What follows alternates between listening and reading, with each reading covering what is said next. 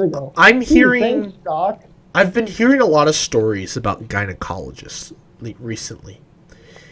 And I think there's an issue there. Basically, there's this... I think I've told you the story. This YouTuber, right? She, What? How do I put this? Is she a gynecologist or she has a... No, okay. So basically, when she was like 15 or whatever, she got an IED. That's one of those little birth control things that you can have, that they have implanted, not in your arm, but like actually in your uterus. That way she doesn't have to take the pill. And after doing that, when she was 15, she got really depressed for a year and a half, 2 years. And then she got out of it. And she did, and you know, because she was working, she was like winning these awards. She was this entrepreneur. She owned this business that was really successful, and she sold it to become a YouTuber. And then so then 7 years pass. That's when it wears out, like 7 years or something like that. Don't quote me all the time. She gets it again. She's the happiest she's the happiest she's ever been. Gets the implant. 7 years later? Huh? What? So like she goes to like a year and a half where she's super depressed. Sells the business around the same time. Whether had she just waited to sell the business, she might not have never become a YouTuber. And I'll explain why. Fast forward to the end of the 7 years, and she needs to get a new one. She's the happiest she's ever been. Life is great. She's enjoying being a YouTuber. Things are awesome. Mm-hmm. Goes in, gets the implant, and that day, it was like a light switch. She wanted to die. She was depressed. Depression hit? She just, like a light switch. She didn't know why. So she asked her gynecologist. Her gynecologist is just like, breezes off, like, there's nothing wrong with you. Stop being a baby about it. And, you know, I think I don't remember if she did some research and then went to her family medicine doctor. But eventually, this went on for months. And she's just struggling to get out of bed. Just the emotional weight of it all. Yeah. She finally goes into her family medicine doctor. And her family medicine doctor is like, yeah, so there's this so it's like 1 in whatever people are very sensitive to hormone level changes. And her family medicine doctor's like, so your body has a hard time adapting to these rapid swings in hormones. So back when she got the first implant, her body went from having a normal level of estrogen that it was comfortable with to a stupid amount of estrogen. And the body... Why did she get the implant in the first place? Birth control. Doesn't want to take the pill. And doesn't want the arm thing. The arm thing's gross. Can she still have kids one day if she so pleases? Yeah, once you take the implant out and wait enough time, yeah. Oh, so it's like a permanent, you know, you're fixed temporarily until you take the implant out. Yeah. Okay. I didn't know that. Continue. Anyways, so 7 years pass. So a few years pass, and this device slowly starts to lose its potency, and finally her body gets down to an estrogen level that it's comfortable with, and she's happy again. Okay. Estrogen's a weird chemical, okay? Fast forward to when the thing finally needs to be replaced. Same thing happens. Gets a stupid amount of estrogen. And the gynecologist just ignores it. Wait. So the implant is causing a surplus of estrogen? Yep. Why? So it's plastic that's impregnated with estrogen. But that suppresses your cycle? Yeah. Really? It's weird. I'm not an expert, but yes, that's what it does. It suppresses your cycle. Okay. Yeah. It stops the egg. Yeah. I think you could still have periods. Don't quote me on that. Again, I'm not an expert. Well, if you have periods, wouldn't that mean that you're like ovulating and stuff? Yes, no, not necessarily. No. You can still, so like, I don't, again, don't You can have a quote, period without ovulating. yeah. It's just a normal cycle that your body has to go through. It's the other hormones that your body makes that isn't just estrogen.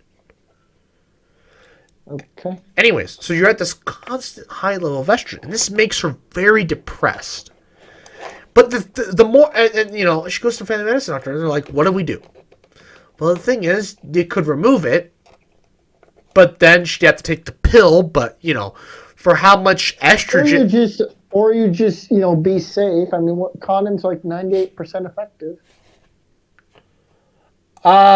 Yes, but, like, maybe she has a long-term boyfriend and doesn't want to have to... Wants zero risk? I mean, nothing's zero risk. Well, yeah. But, like, maybe she has a long-term boyfriend and they don't want to use condoms. You know, sex apparently is not as fun with a condom. Yeah, so I've been heard. So I've been told as well. I have heard that, yes, it is more enjoyable raw, is what I've been told. Well, virgins here, folks, virgins. So anyways, so she goes to family medicine doctor. Family medicine doctor, yep, this is a known thing that happens. It's rare, but it's a known complication of this. And then family medicine doctor's like, well, if we remove it, then you have to take the pill. But then again, that's going to have its own issues because, as we now know, her body's super sensitive to these hormone levels. And then also, well, it's going to go from too much estrogen to no estrogen, like that. And that's going to, God knows what that could do to her. So is there a solution? No. No. The solution is to leave it in, tough it up for the year and a half she's going to have to deal with this, and then... That's a long time to have to deal with depression that's unnecessary. Crippling... Well, I say unnecessary, but depression that could be solved. Yeah. Depression that has an easy fix, I should put it that way. Right.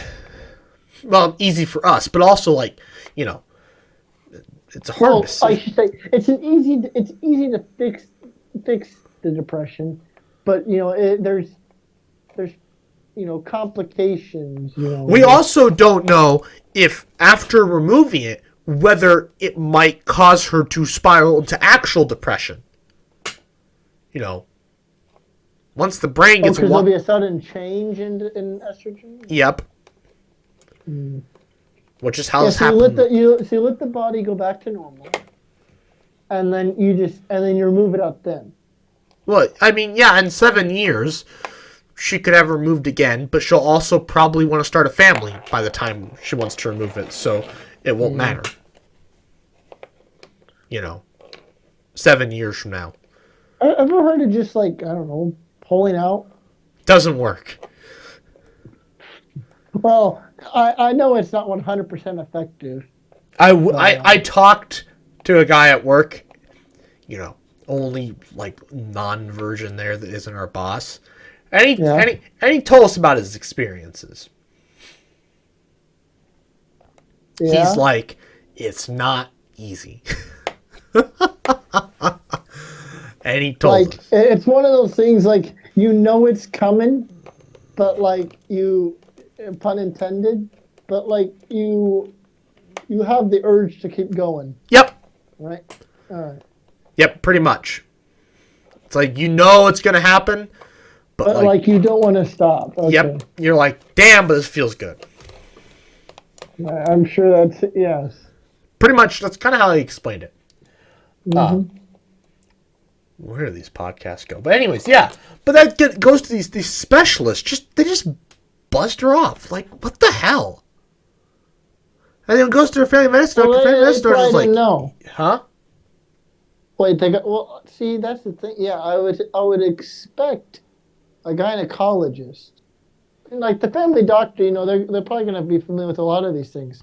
But I would expect the gynecologist of all people to know what's going on, rather than just say, suck it up, buttercup. Like, they probably have done this procedure numerous times, either people have never reported it to them, so they're unfamiliar with it, or they need to do more research. It's I would also I would think possible. that an expert in the field would know about the side effects. It's also possible that it's an older gynecologist who's stuck in his or her ways and doesn't want to change. I doesn't want That to is true admit that too. this is a problem. That is true too. That's a But I lot mean, of, they should be. But I mean, they should be familiar with the side effects, though, right? Unless they don't want to admit that they're side effects or doesn't care. It's also, or doesn't care. they're tenured. What are they going to do? They have malpractice insurance for a reason. Or they're just new. Either they're old and stuck in their ways, or they're just super new. Well, a lot of times with new doctors, they actually overdiagnose. Oh, overdiagnosed? Mm-hmm.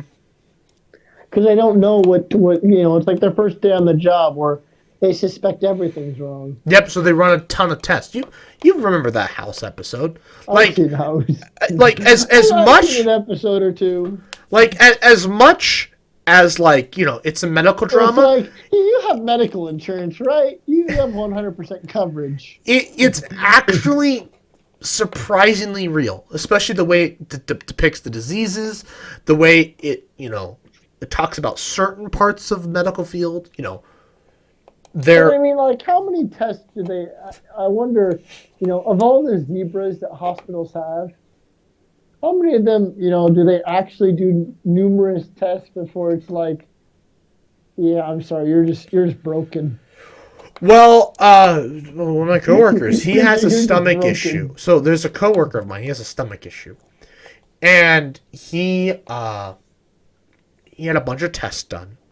They didn't find anything wrong. However, there was this one test that they ran, and it says, "Yep, you have this issue." However, that test, when it shows up a positive for this one condition, can also mean that he's positive for a different condition, but not necessarily positive for the other condition, if that makes sense. Oh, So it can show a false positive for this condition, and that a proper test for the other condition needs to be done okay. when when this positive shows up. That's what a Sure. doctor should do. But his doctor just said, yeah, that's what it is, and didn't do it. And he's like, you know what? I'll just accept it. But he hasn't really felt better, which suggests that he probably has this other condition, not the one the doctor says he has. So there's that case too. It's this is why we're not doctors. I couldn't Yeah. be a doctor. I could be a researcher. I couldn't be an actual doctor. Actually, medical science just irritates the crap out of me because that was the one thing I was good at in high school.